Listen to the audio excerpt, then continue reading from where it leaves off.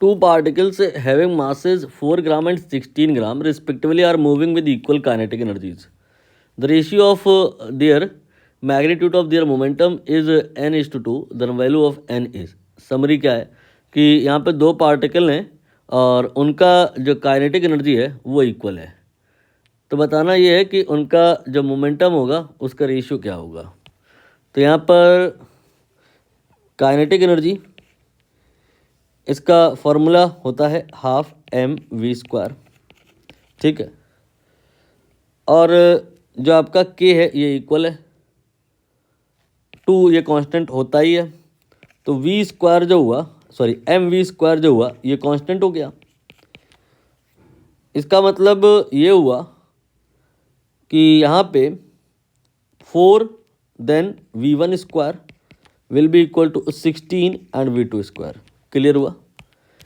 ये है m और इसका मैंने वेलोसिटी v1 मान लिया। तो 4 इंटू v² v1² और इसका हमने m16 और v2 वेलोसिटी मान लिया। अब यहाँ से हम v1² बाई v2² निकाल लेंगे। ये 16/4 आ जाएगा और स्क्वायर रूट कर देंगे। तो v1/v2 क्या आ जाएगा, ये आ जाएगा 4 और इसका स्क्वायर रूट करेंगे तो 2 आ जाएगा। और जो p होता है मोमेंटम वो होता है m इंटू वी।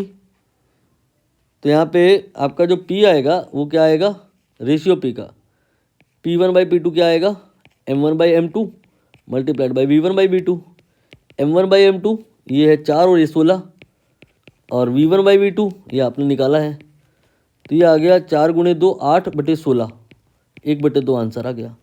ये तो एक तरीका हो गया। दूसरा तरीका हो सके तो आप सीधा याद करो कि k बराबर होता है p²/2m, काइनेटिक एनर्जी और मोमेंटम के बीच का रिलेशन। और यहाँ k और 2 these are the constant. So जो p² होगा डायरेक्टली प्रोपोर्शनल टू m होगा। यू कैन से p जो होगा directly proportional to square root of m होगा। तो p1/p2 जो होगा वो स्क्वायर रूट में m1/m2 होगा। वैल्यूज़ m1 और m2 की गिवन है 4 एंड 16।